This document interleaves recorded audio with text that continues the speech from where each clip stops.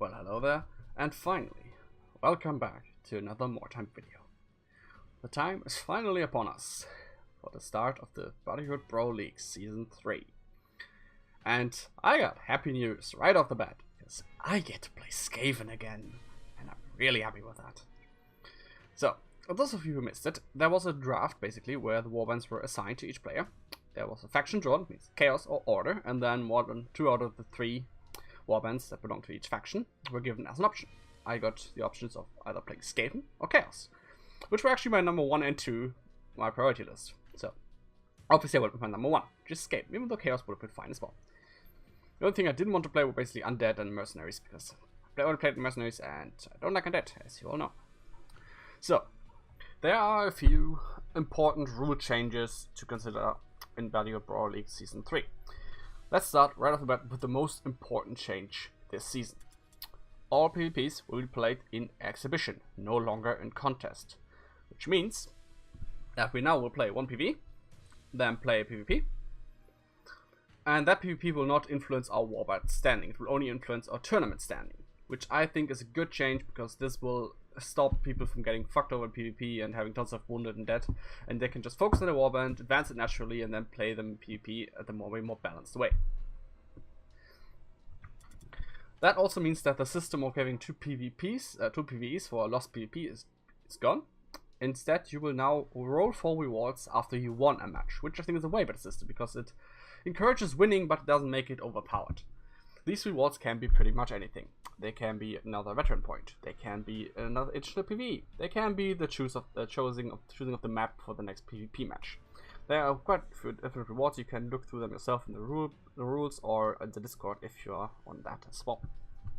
And that's the next important part. Those rewards will, as I said, will be rolled for. You will roll 1d100 in the Discord in a dedicated server for that, or dedicated channel, and then you will randomize the reward and get one of them.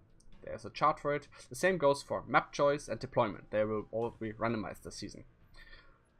Last season there was supposed to be, but a lot of cases people just chose something and didn't roll on the website as well as they're supposed to. So this season everything will be randomized, so that should give the PvP a lot more interesting.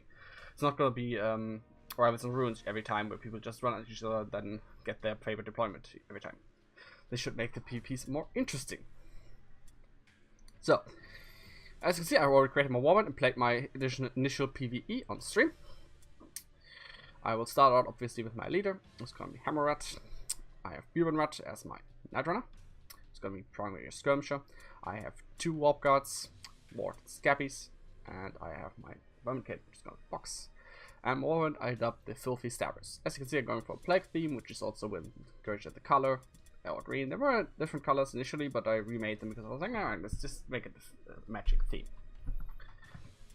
I didn't get any amazing stuff from the shop in the first rotation, but I was able to grab a couple of halberds, which I gave to my henchmen, so they now can all swap to a halberd and pack an additional punch.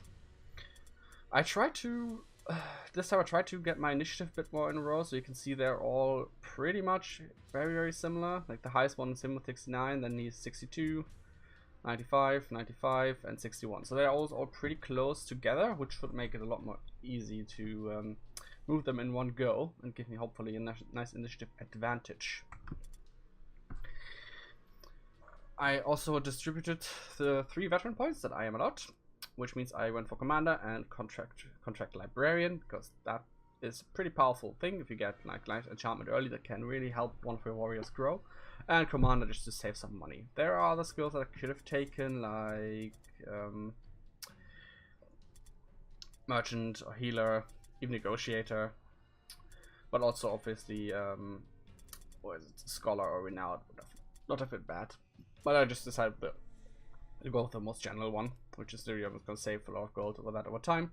So it's definitely gonna be worth over time as the league goes on. So how this is gonna work? I'm gonna play each one in my group, each player in my group once. After that, the top 4 will go up into the upper division, and the bottom 4 will go into the lower division. All players from the upper division will be going to the playoffs once the upper division is concluded, and the top, I think it was the top 4 from the lower division will go into the playoffs as well. So there are quite a few matches to play, and we will be going through these, and I will be uploading them again.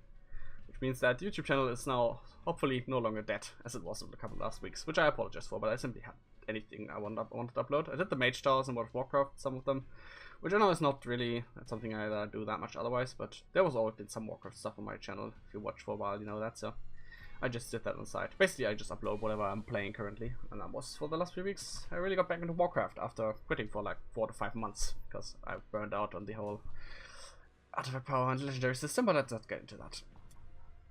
So, as you can see, I did my first PvE. I didn't get the bonus objective, but I did get quite a bit of Whetstone, which means my shipment is more than halfway done after the first mission, which is not bad.